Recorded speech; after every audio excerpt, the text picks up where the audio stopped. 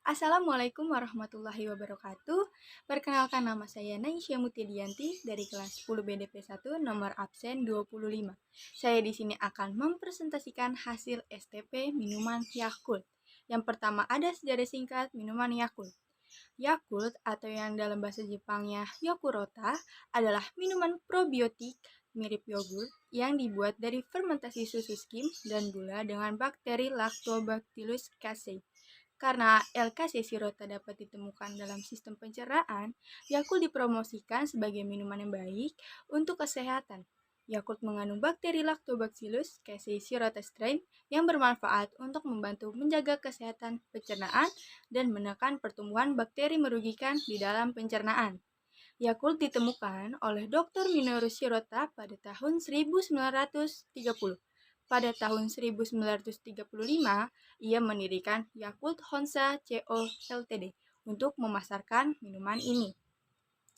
Sejak saat itu, Yakult telah memperkenalkan berbagai minuman yang mengandung bakteri Bifidobacterium breve dan telah menggunakan lactobacilli untuk mengembangkan kosmetika. Nah, di sini saya akan menjelaskan tentang STP minuman Yakult. Yang pertama ada segmentasi. Segmentasi ini dibagi menjadi 4, yaitu pertama ada segmentasi geografis. Yakult lebih bagus dipasarkan di daerah kota besar atau kota industri. Tetapi produk Yakult bisa kita temukan juga di daerah pedesaan. Alasannya karena di daerah kota banyak pencemaran zat-zat kimia pada makanan. Oleh karena itu, Yakult cocok untuk menetralisir racun yang ada di tubuh. Selain itu, konsumen di daerah kota ingin mendapatkan produk yang enak, mudah didapat, dan menyehatkan. Yang kedua ada segmentasi demografis. Produk Yakult ini cocok dikonsumsi oleh semua kalangan, yaitu dari anak-anak, remaja, orang tua, dan segala umur. Dan juga cocok untuk jenis kelamin laki-laki maupun perempuan.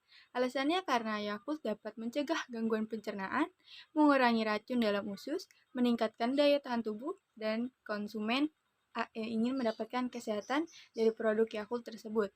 Yang ketiga ada segmentasi psikografis. Segmentasi psikografis ini menyangkut tentang gaya hidup atau lifestyle maupun kepribadian konsumen itu sendiri. Produk Yakult ini sendiri mengikuti gaya hidup masyarakat dengan pengelompokan pelanggan. Pelanggan yang modern maupun tradisional dengan melihat aktivitas, kesenangan, sosial dan lingkungan di mana pelanggan tersebut berada.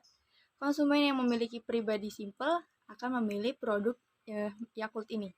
Karena produk Yakult lebih efektif dikonsumsi karena kemasannya yang terbuat dari botol plastik yang ringan, aman, mudah didaur ulang, dan mudah dipakai untuk transportasi. Yakult di pasaran satu pak Yakult ini berisi 5 botol. Sekarang ditawarkan dengan harga mulai Rp9.000 dengan harga satuannya sekitar Rp3.000. Yang keempat ada segmentasi perilaku. Segmentasi perilaku dan sikap. Segmentasi ini mengelompokkan pembeli berdasarkan pada pengetahuan, penggunaan, atau reaksi terhadap suatu produk. Produk Yakult ini dapat disegmentasikan menjadi pengguna produk kelas ringan, yaitu yang jarang mengonsumsi, menengah, yang sering mengonsumsi, dan kelas berat yang sering dan teratur mengonsumsi. Nah, saya tadi sudah menjelaskan tentang segmentasi minuman Yakult. Nah, yang kedua ini ada targeting. Target pemasaran produk Yakult adalah untuk seluruh wilayah Indonesia dengan daerah distribusi tersebar di Pulau Jawa, Madura, Bali, Lombok, Sumatera, Batam, Bangka, Kalimantan, dan Sulawesi. Yakult lebih memfokuskan pemasaran dengan spesialisasi produk, memilih kelompok konsumen yang akan dilayani dalam penjualan sebagai sasaran dalam mengevaluasi daya tarik setiap segmen pasar. Target secara geografi sebagai permulaan adalah masyarakat di pusat kota-kota besar dan sekitarnya. Target geografi ini selanjutnya ditinjau dari permintaan pasar dan tingkat penjualan. Target secara demografi yaitu semua umur, semua etnis, semua penghasilan, baik laki-laki maupun perempuan. Produk yang akan dibeli pelanggan adalah minuman, berdasarkan produk berupa minuman susu fermentasi. Yang ketiga ada positioning. Analisis positioning adalah penanaman brand kepada konsumen dengan proses seleksi atribut untuk diferensiasi dan menetapkan penentu posisi di seluruh strategi dan taktik pemasaran. Yakult bisa dibilang sebagai market leader. Hal ini dapat dilihat dari penguasaan pasar. Yakult yang memposisikan produknya sebagai minuman kesehatan terutama untuk kesehatan usus. Salah satu strategi pemasaran Yakult dalam memposisikan yaitu dengan menciptakan moto "Cintai ususmu, minum Yakult setiap hari". Dengan demikian, konsumen akan berpikir bahwa untuk menjaga kesehatan usus, mereka harus mengonsumsi Yakult setiap hari. Positioning sebuah merek akan lebih kuat dan efektif jika produk tersebut merupakan produk pelopor di bidang industrinya, seperti Yakult di bidang minuman kesehatan usus. Adapun juga manfaat minuman Yakult bagi kesehatan.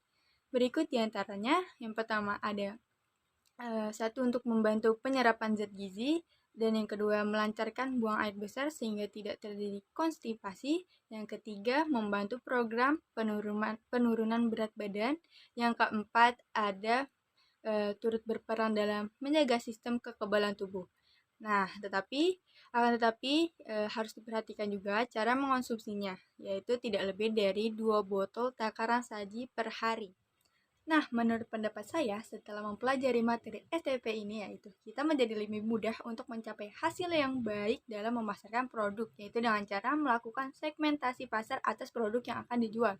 Kemudian kita juga lebih mudah menentukan target produk dengan karakteristik yang tepat sehingga sesuai dalam pasar sasaran.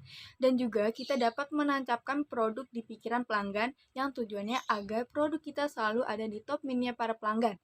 Nah, sekian terima kasih atas presentasi dari saya. Apabila ada kekurangan atau kesalahan dalam penyebutan kata, mohon maaf.